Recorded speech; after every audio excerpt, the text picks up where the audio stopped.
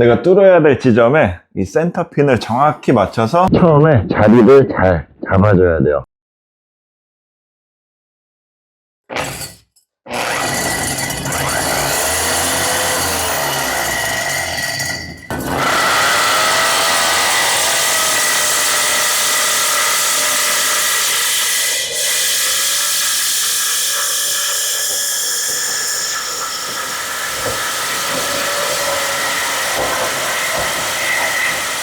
센터 위치에 정확히 뚫려졌고, 일단 이 날이 한번 이렇게 길을 잡아주면 1차적으로 위치를 정확히 잡는 데는 성공을 한 겁니다. 그러면 그 다음에는 이 센터 비트를 이렇게 빼주면 돼요. 이건 이제 필요가 없습니다. 이 센터 비트가 엄청 중요한 역할을 하는데요, 이게 없으면 처음에 위치 잡기가 굉장히 힘들어요. 한번 보여드릴게요.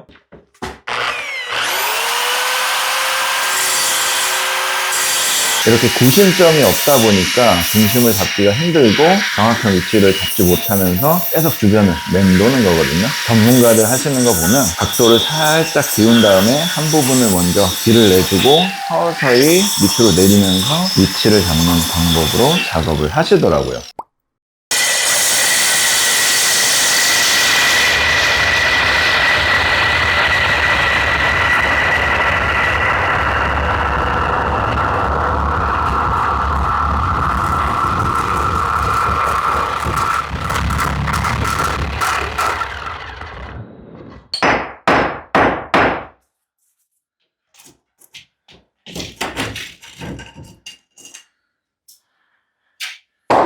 날 깊이만큼 뚫을 수가 없기 때문에 중간에 이렇게 한번 빼줘야 돼요.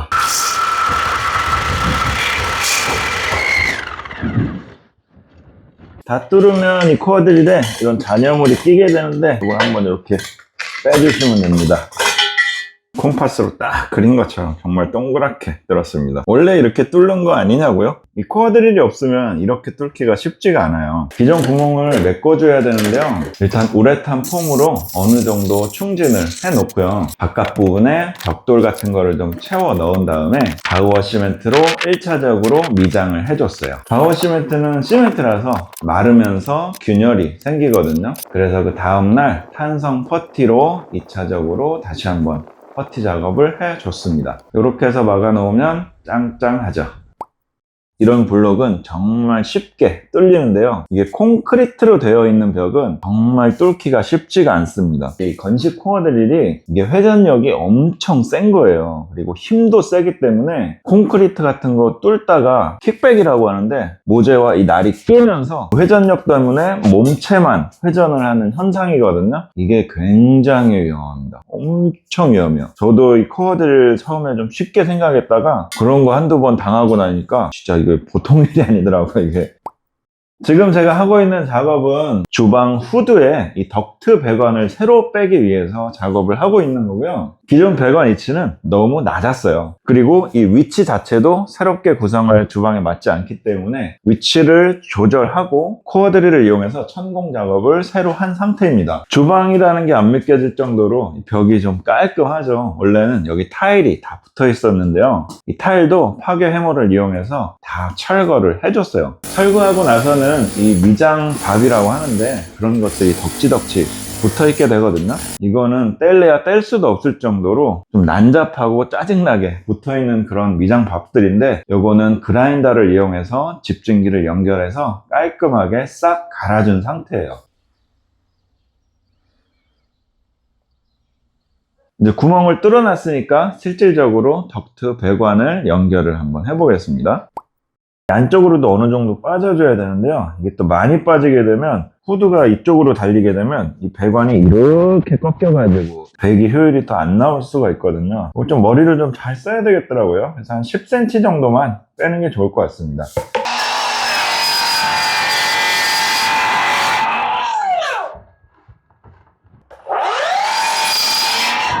여기다 이제 플렉시블을 연결해 줄 건데요, 이건 천으로 되어 있는 플렉시블이고 전에 있던 건 알루미늄 은박지 같은 플렉시블이에요. 이 은박지 같은 거는 좀 쉽게 잘 찢어집니다. 천으로 되어 있는 플렉시블을 사용하시면 작업 중에도 이런 데가 찢어지지 않아서 괜찮거든요. 후렉시블은 100파이예요. 100파이. 이게 조금 규격이 애매해요. 원래 이렇게 연장대를 해가지고 얘를 쏙 끼울 수 있는 게 있긴 한데 지금 그게 없어가지고 저는 그냥 한번 해볼게요. 길이는 적당히. 저는 위치가 그렇게 멀지 않아서 그렇게 길 필요까지는 없을 것 같은데 그래도 혹시라도 호두 위치가 변경이 될 수도 있기 때문에 조금 여유있게 할게요. 길면 자르면 되는데 이 짧으면 또 골치 아프기 때문에 좀 여유있게 하겠습니다. 이 끝에는 이렇게 철사가 들어있어 가지고 이 벤치로 잘라줘야 돼요. 얘를 어떻게든 안으로 야무지게 넣어야 돼요.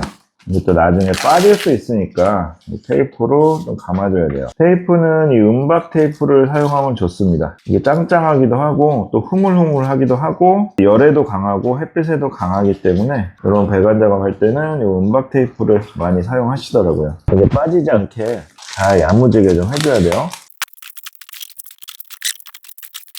이렇게 쪼그라진 상태에서는 접착력이 떨어질 수 있으니까 이렇게 펴주고 이 천 부분에 이 은박 테이프가 좀 야무지게 붙을 수 있게 해줘야 짱짱하게 붙어 있을 것 같아요. 이 정도로 해줬으면 거의 뭐 빠질 일은 없습니다.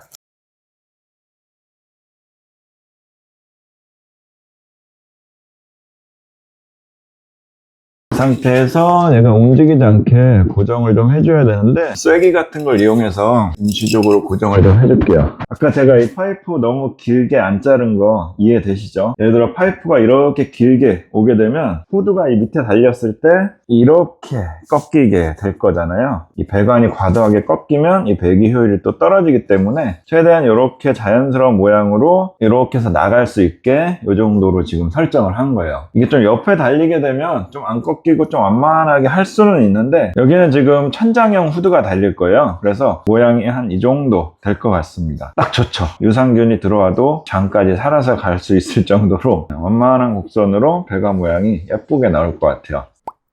이런 식으로 쐐기를 꽂아서 임시 고정을 좀 해줬는데요. 최대한 이 틈과 이 틈이 양쪽으로 좀 비슷하게 만들어줬어요. 왜냐면 여기다 폼을 쏠 거라서 우레탄 폼을 충전을 해줄 겁니다. 최대한 안쪽 깊숙이까지 좀 들어갈 수 있게.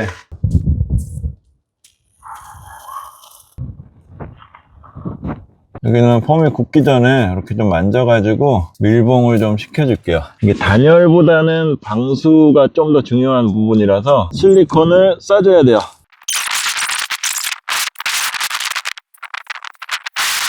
실리콘 헤라로 이런 식으로 모양을 만들어 줬잖아요. 그래서 이 부분을 조금 더 뺀 거예요. 이렇게 코너 부분을 작업하기 좋게 하기 위해서 얘를 조금 더 빼준 겁니다. 이 사이에는 이제 후드캡을 끼울 건데요. 이렇게만 해놓게 되면 비가 들어가거나 해충이 들어가거나 쥐가 들어가거나 새가 들어갈 수도 있고요. 이 안에다가 실리콘을 조금 넉넉하게 채워주고 돌기가 끼워졌을 때 뻑뻑함을 유지하면서 이 실리콘이 굳으면 완전하고 야무지게 고정이 될 수 있는 거거든요.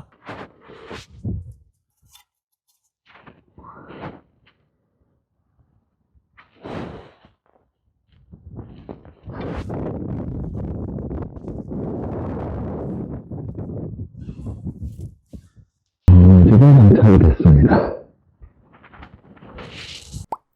이 파이프를 보양을 좀 해줄 건데요. 이 파이프 자체가 이 외벽하고 다이렉트로 연결돼 있잖아요. 그리고 이 파이프가 뭐 단열이 되는 그런 재질도 아니라서 파이프를 타고 냉기가 쳐 들어올 수가 있다고 해요.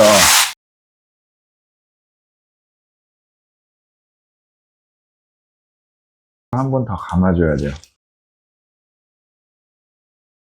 작업을 완료했습니다. 옛날 주택은 화장실에도 이렇게 배기가 없는 경우가 많아요. 화장실에 작업할 때도 지금 보신 것처럼 똑같이 작업한다고 보시면 되고요. 이 코어 드릴 자체가 굉장히 비쌉니다. 셀프로 이걸 하기에는 사실상 쉽지는 않고 온라인에 보니까 임대를 해주는 것도 있더라고요. 그리고 공구상가에서도 임대를 해주기는 하는데 직접 하는 게 이렇게 쉬운 건 아닙니다. 그렇다고 이 코어 작업만 별도로 의뢰해도 가격이 굉장히 비싸거든요. 그리고 잘 오려고 하지도 않고요. 그래서 이 작업을 의뢰할 수 있는 타이밍이 에어컨 작업이나 설비 작업할 때 기술자분을 부르게 되면 그분들이 이 코어 드릴을 가지고 다니기 때문에 그분들 작업할 때 때 추가로 의뢰를 하는 게 가장 현명할 수가 있어요. 그러려면은 미리 배관을 뚫어야 될 위치나 이런 것들을 사전에 다 파악을 해 놓는 게 중요하겠죠. 오늘 영상 여기까지고요. 도움이 되셨다면 구독과 좋아요 부탁드리겠습니다. 알림 설정까지 부탁드릴게요. 다음 시간에 뵙겠습니다. 감사합니다.